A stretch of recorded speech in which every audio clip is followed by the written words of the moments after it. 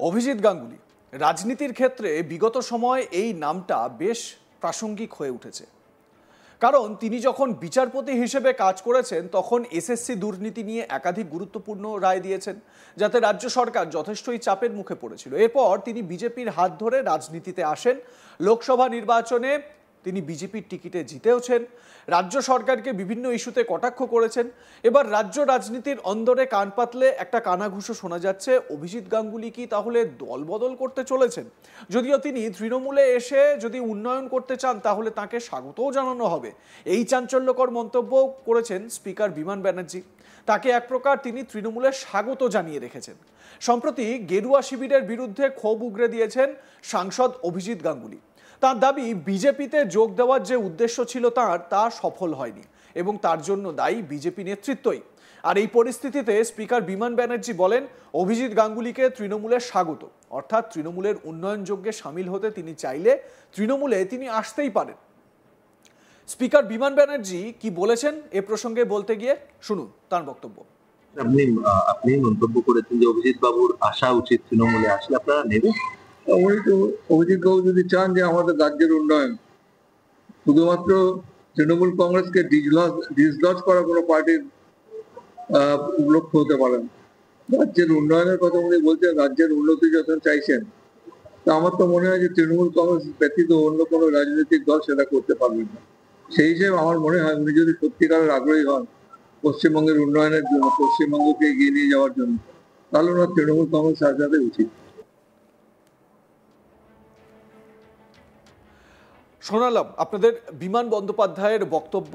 Speaker বিমান বন্দ্যোপাধ্যায় তিনি বলছেন যে যদি রাজ্যের উন্নয়ন চান তাহলে তাকে স্বাগত। এবার এই কথাটা কেন উঠছে?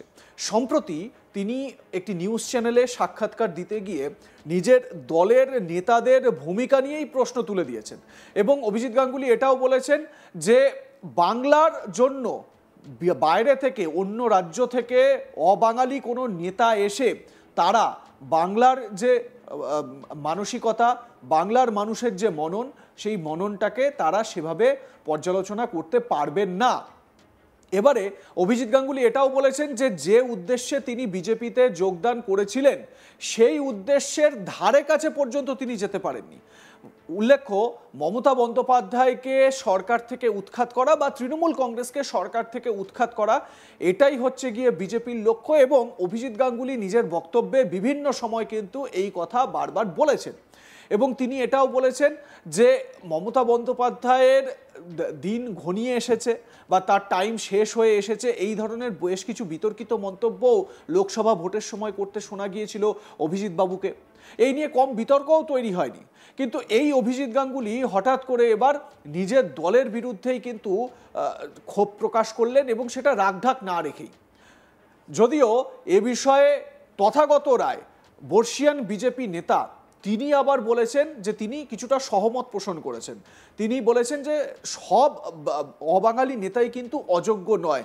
একই সঙ্গে তিনি বলতে গিয়ে তার বক্তব্যে তিনি এটাও বলেন, মানে লেখেন, সেটা হচ্ছে শয়তান কৈলাস বিজয়বর্গীয়, একদম এই ভাষাতে তথাগত রায় টুইট করেছিলেন। আপনাদের স্মরণে আছে নিশ্চয়ই। স্পিকার বিমান বন্দ্যোপাধ্যায় এসআইআর সম্পর্কে বলতে গিয়ে কি বলেছেন একটু সেটাও শোনাই আপনাদের। কমিশনের আরো সতর্কতা অবলম্বন করা উচিত ছিল, আর একটু সময় নিয়ে এটা করা উচিত ছিল। আমি বুঝতে পারছি না সাধারণ মানুষের মনে আতঙ্ক সৃষ্টি করে কার লাভ হচ্ছে। কত মানুষ মারা গেছেন, গতকালও মারা গেছেন।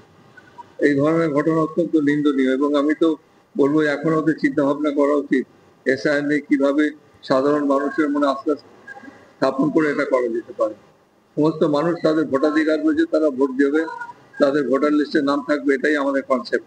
মাননীয় মুখ্যমন্ত্রী বারবার একই কথা বলেছেন, সেই দিকে ওরা কিছুতেই দৃষ্টি দিলেন না। ওরা নিজেদের মতো সব করে যাচ্ছেন, এটা ঠিক হচ্ছে না। ফর্ম ফিল আপ করতে গিয়ে প্রচুর মানুষ বিভ্রান্ত হচ্ছেন, তার কারণ বিএলওরা কোনো বিএলও একরকম বলছেন, আর এক বিএলও আর এক রকম বলছেন, ইয়ার ওরা ঠিক করে বলতে পারছেন না, অনেকের নাম। ওদের একটা ইউনিফর্ম গাইডলাইন ওরা দিয়েছে, সেই গাইডলাইনটা অত্যন্ত বিভ্রান্তিকর। আমার সহকর্মী সুজয় ঘোষ এ বিষয়ে তার প্রতিবেদনে কি বলেছেন আসুন শুনে নেওয়া যাক। বিজেপি সাংসদ অভিজিৎ গঙ্গোপাধ্যায়ের মন্তব্যে ইতিমধ্যেই রাজ্য রাজনীতি একেবারে তোলপাড় হয়েছে এবং যেটা নিয়ে ইতিমধ্যেই বঙ্গ বিজেপির অন্দরও একটা আলোড়ন তৈরি হয়েছে। তিনি একেবারে প্রকাশ্যে একটি সংবাদ মাধ্যমের মুখোমুখি হয়ে যেভাবে কেন্দ্রীয় সরকার এবং বিজেপিকে আক্রমণের নিশানা করেছেন সেটা নিয়ে এই মুহূর্তে চুলচেরা বিশ্লেষণ করছে বিজেপির একটা অংশ বা একটা পক্ষ। তারা ইতিমধ্যেই বলছে যে অভিজিৎ গঙ্গোপাধ্যায়ের এই মন্তব্য, এই ধরনের মন্তব্য করা ঠিক হয়নি। আমরা দেখলাম যে অভিজিৎ গঙ্গোপাধ্যায় তিনি মন্তব্য করেছেন যে এ রাজ্যে কি কেন্দ্রীয় নেতৃত্ব বা কেন্দ্রীয় সরকার তারা কি সত্যি সত্যি এ রাজ্যে চাইছে না সরকার তৈরি করতে, বা কেন্দ্রীয় সরকারের কি একটা অনিচ্ছা কাজ করছে। অন্যদিকে তিনি বলেছেন যে দিল্লির যে কেন্দ্রীয় নেতারা তারা এ রাজ্যে ভোট প্রচারে আসে, সত্যি তাদের দিয়ে এ রাজ্য সরকার গঠন বা সরকার দখল কোনোভাবেই সম্ভব নয়। অন্যদিকে সিবিআই এবং ইডি তিনি একেবারে স্পেসিফিক অভিযোগ করেছেন যে এ রাজ্যের একাধিক নেতা মন্ত্রী তাদের বিরুদ্ধে যে দুর্নীতির যে অভিযোগ আছে, অভিযোগ থাকা সত্ত্বেও সিবিআই এবং ইডি সেইভাবে তাদের বিরুদ্ধে ব্যবস্থা নেয়নি। এমনকি তিনি বলেছেন যে সিবিআই এবং ইডির একটা সিনিয়র যে অফিসারদের সঙ্গে বা ডিরেক্টর লেভেলের আধিকারিকদের সঙ্গে রাজ্য সরকারের একটা গোপন যোগাযোগ বা এই প্রসঙ্গও তিনি মন্তব্য করেছেন। এবং আমরা যেটা দেখলাম যে তার এই মন্তব্যের পর বিজেপির একটা পক্ষ বলে দাবি করেছেন যে তিনি বঙ্গ বিজেপির কর্মী সমর্থকদের মনের কথা বলেছেন। অন্য আর একটা পক্ষ ইতিমধ্যেই বলেছেন একজন সাংসদ হয়ে তিনি কেন দলবিরোধী মন্তব্য করেছেন, এবং এই মন্তব্যের পর রাজ্য রাজনীতি একেবারে উত্তাল হয়েছে। এবং তার মধ্যেই আমরা যেটা দেখলাম সিপিএমের পক্ষ থেকে সুজন চক্রবর্তী তিনি ইতিমধ্যেই তিনি বলেছেন যে অভিজিৎ গঙ্গোপাধ্যায়ের তাকে সিপিএম তাকে সমর্থন করছে, তিনি যদি সিপিএমে যোগ দিতে চায়।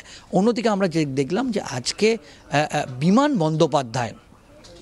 বন্দ্যোপাধ্যায় বিধানসভার স্পিকার তিনি ইতিমধ্যেই তিনি বলেছেন, বিমান বন্দ্যোপাধ্যায় বলেছেন যে অভিজিৎ গঙ্গোপাধ্যায়কে তিনি তৃণমূল কংগ্রেসে সমর্থন জানাচ্ছে।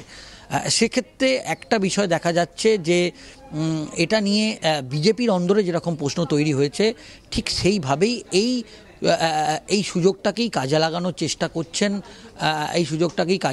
চেষ্টা করছেন তৃণমূল কংগ্রেস। তিনি ঘুরপথে তৃণমূল কংগ্রেস অভিজিৎ গঙ্গোপাধ্যায়কে একটা বার্তা পাঠাতে চাইছে যে যেহেতু তিনি বিজেপির বিরুদ্ধে ক্ষোভ উগড়ে দিয়েছেন তাকে তৃণমূল কংগ্রেসে স্বাগত জানিয়েছেন। এবং আমরা দেখলাম যে স্পিকারের এই মন্তব্য, এবং এখন দেখার বিষয় যে পরবর্তী সময়ে এই বিষয়ে আর কি মন্তব্য কারা এই ধরনের মন্তব্য করে। লাইক কমেন্ট শেয়ার করতে ভুলবেন না। দেখতে থাকুন আজ তাক বাংলা। সাবস্ক্রাইব করুন আমাদের ইউটিউব চ্যানেলটি, বেল আইকন প্রেস করুন নোটিফিকেশন পেতে।